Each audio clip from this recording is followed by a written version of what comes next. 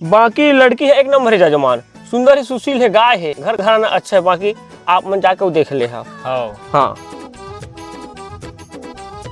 ये तेरी बहन बोल नहीं सकती थी? नहीं बोल सकती थी।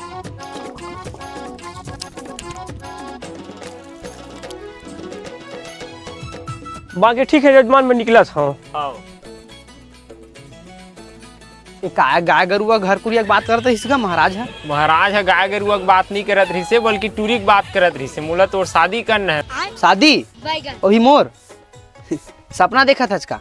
ए सपना मैं नहीं, सपना तय देखबे, वो भी दिन मान के। लेकिन भाई मोर बात ला सुन। मोला कुछ नहीं सुनना है, कल जाना है टूरी देखेला।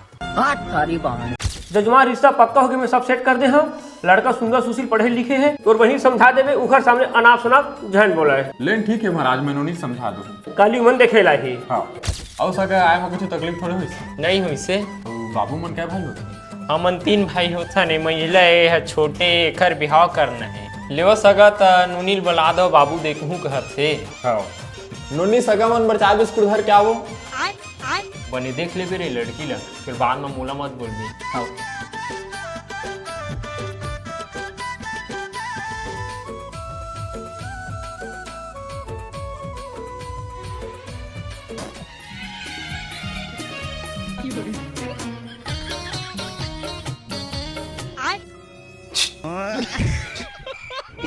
रोहनी तो का टुकुर टुकुर देखे था, कभी टूरी नहीं देखे इसका। चाय ला पी।